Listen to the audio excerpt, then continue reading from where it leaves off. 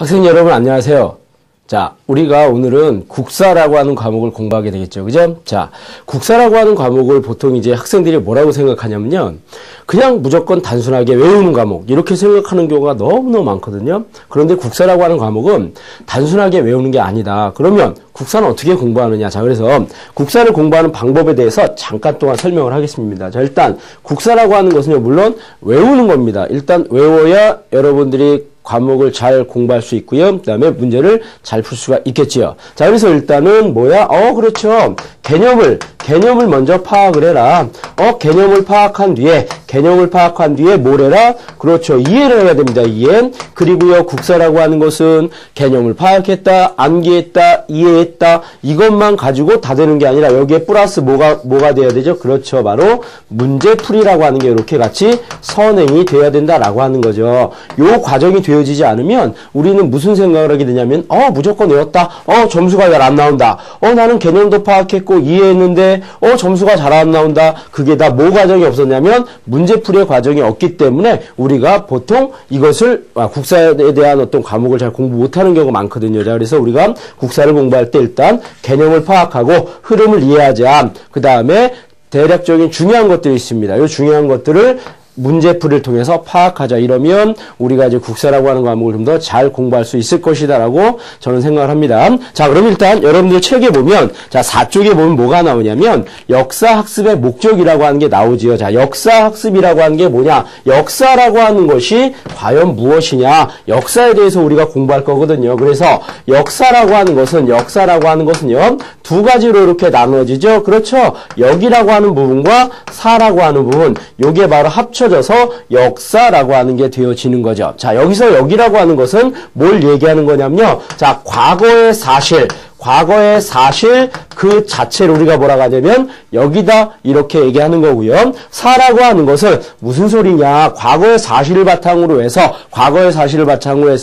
역사가가 자신의 주관을 바탕으로 해서 어떻게 한다? 그렇죠. 기록해 놓은 거다. 바로 이렇게 기록으로서의 역사, 요것을 우리가 요렇게 얘기하죠. 과거의 사실 그 자체를 역이라고 하고, 그 다음에 사라고 하는 것은 기록으로서의 역사를 얘기한다. 그래서, 자, 과거의 사실 그 자체가 역사다. 그래서 요것을 우리가 뭐라고 불러냐면, 사실로서의 역사다. 요렇게 이야기하는 거고요. 그 다음에, 기록으로서의 역사, 요거 그러니까, 기록으로서의 역사다. 자, 일단 과거의 사실 그 자체는 어떤 역사가의 주관이 들어갑니까? 안 들어갑니까? 그렇죠. 들어가지 않지요. 그래서 주관이 들어가지 않는다. 아주 객관적이다라고 해서 객관적 의미의 역사 이렇게 이야기하고요. 기록으로서의 역사라고 하는 것은 자, 역사가의 주관이 들어갑니까? 안 들어갑니까? 그렇죠. 역사가의 주관이 들어간다.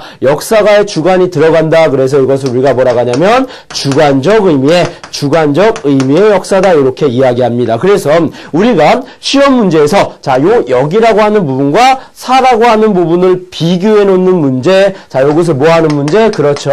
비교해 놓는 문제가 시험 문제에 아주 많이 나온다더라. 그래서 어떤 경우 예를 들어서 역이라고 하는 부분 4개를 쭉 적어 놓고 기록으로서의 역사, 주관적 의미의 역사 하나 딱 적어놓은 다음에 자, 종류가 다른 게 뭐냐? 다음 중 사실로서의 역사가 아닌 게 뭐냐? 또는 다음 중 기록으로서의 역사가 아닌 게 무엇이냐? 이렇게 시험 문제에 많이 나오죠. 예를 들어서 태조왕건이라는 사람이 고려를 건국했다. 이것은 과거에 있었던 사실이죠. 객관적 의미입니다. 그죠? 여기에 해당하는 거고요. 그 다음에 우리 민족은 주체적으로 농경 문화를 바탕으로 해서 독자적인 문화 형성에 왔는데 이 과정에서 옛날 사람들의 생활 방식은 이러이러했을 것이다라는 추론 들어가는 것이 뭡니까? 주관적 의미의 역사다. 이렇게 얘기하는 거죠. 그래서 객관적 의미의 역사와 주관적 의미의 역사 요 두 개를 구분하는 게 시험 문제에 아주 많이 나온다더라. 자, 그래서 역사학습의 목적과 관련해서요. 첫 번째 보면 역사 자체를 배운다. 자, 일단 역사를 학습한다. 자, 우리가 역과 사를 학습한다라고 하는 의미죠. 그죠? 과거의 사실을 연구하고요. 그 다음에 기록으로서 어떤 역사가의 어떤 개인적인 기록으로서 역사를 공부한다. 이게 역사학습이라고 하는 거죠. 그죠? 그래서 우리가 역사학습의 목적에서 역사 자체를 배운다라고 하는 것은 과거의 사실을 배우는 거고, 그 다음에 두 번째 역사를 통해서 배운다라고 하는 것은 결국 뭘 얘기하는 거죠? 기록으로서의 역사를 이야기한다. 한다더라라고 하는 부분, 요거를 다 우리가 역사를 학습한다라고 하는 것은 과거의 사실 그 자체를 공부하거나 아니면 역사를 통해서 배우는 여러 가지 내용들이 있다더라. 예를 들어서 광해군이라고 한 사람이 중립외교 정책을 취했는데 서인 세력들이 인조를 이용해서 뭐 광해군을 몰아냈다. 왜 그런 과정이 나타나냐? 그걸 통해서 무엇을 배울 수 있을 것이냐? 바로 이런 부분이 뭐가 되는 거죠? 역사 중에 기록으로서의 역사 또는 역사 학습 중에서 역사를 통해서 배운다라고 하는 의미가 되어진다라고 하는 거죠. 그죠? 자, 요거 두 개를 반드시 기억해 놓고 역사 학습을 한다더라. 그러면 역사 학습이라고 하는 게 왜 필요하냐? 역사 학습의 필요성이라고 하는 게 있죠. 그죠? 자, 역사 학습의 필요성 첫 번째. 자, 과거의 사실을 통해서 과거에 여러 가지 사실들이 있습니다. 그죠? 그래서 자, 역사학습의 필요성이라고 하는 것은 역사학습이 왜 필요하냐? 자, 과거의 사실을 통해서 현재를 이해하는 겁니다. 과거의 사실을 통해서 뭘 이해할 수 있다? 현재를 이해할 수 있다. 그리고 단순히 현재를 이해하는 것에 목적이 있는 게 아니라 과거의 사실을 통해서 자, 현재를 이해하고 그것을 바탕으로 해서 뭐 하는 겁니까? 그렇죠. 미래 사회의 변화 모습을 추론해 보는 것. 이게 바로 역사학습의 가장 큰 목적 내지는 필요성이다라고 하는 거죠. 그죠? 거기다가 우리는 과거의 삶을 통해서 삶의 지혜를 이렇게 습득할 수가 있다더라라고 하는 거죠. 그죠? 아, 정치를 잘하면 어떻게 된다? 또는 우리가 이제 나중에 붕당 정치를 배울 텐데요. 자, 붕당이라고 하는 것이 결국 대립과 반목을 계속하게 되면 정치가 혼란해지더라. 이런 정치가 혼란해지는 상황에서 뭐가 나타나? 이것도 백성들의 삶이 어렵게 되어진다더라. 이런 부분이 다 뭐죠? 삶의 지혜가 되는 거죠. 그래서 붕당 간에는 화해하고 서로 균형과 조화를 이뤄나가야 된다. 이런 삶의 지혜를 습득할 수 있다는 거죠. 그 다음에 역사적인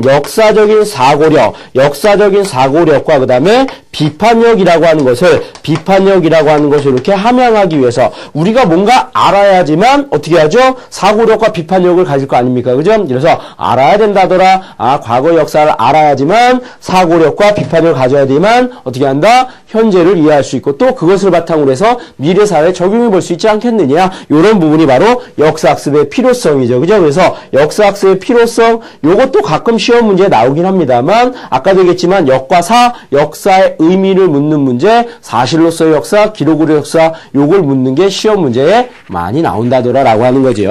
자, 5쪽으로 잠깐 넘어가십시다. 5쪽에 가시면요. 자, 뭐가 나오느냐? 한국사의 보편성과 특수성이라고 하는 게 나오는데요. 자, 한국사는요, 보편성이라고 하는 게 있고 특수성이라고 하는 게 있다더라. 그래서 이 보편성이라고 하는 건 뭐고 특수성이라고 하는 건 뭐냐? 자, 어떤 민족이 있다. 이 민족이 자, 자신만의 고유한 문화적인 성격을 가지고 있다. 이 고유한 문화적 성격을 우리가 뭐라고 하냐면 특수성이다. 이렇게 이야기한다더라라고 하는 거죠. 그래서 특수성이라고 하는 것은 자, 고유한 생활 양식, 그 나라의 고유한 생활 양식을 우리가 뭐라고 한다? 특수성이라고 한다더라. 그러면 특수성만 가지고 있느냐? 아니다. 어떤 민족이든지 여러 나라와 공유되는 문화적인 행동 양식이 있다. 이 공유되는 문화적 행동 양식을 우리가 뭐라고 하냐면 보편성이다. 이렇게 이야기하는 거죠. 그래서 보편성이라고 하는 것은요. 여러 나라와 공유할 수 있는 문화적 특징, 다시 말하면 인류의 공통된 생활 양식을 우리가 무엇이라고 부르냐면 바로 보편성이다. 이렇게 부르죠. 어떤 민족이든지 보편성이라고 하는 부분과 특수성이라고 하는 부분을 동시에 가지고 있다더라. 만약에 어떤 민족의 특수성만을 고려한다라고 하면 자문화 중심주의에 빠질 우려가 있는 거고요. 그죠? 그 다음에 보편성만을 추구한다라고 했을 땐 문화 4대주의에 빠지기 쉽다더라. 그래서 보편성과 특수성은 무슨 관계여야 한다?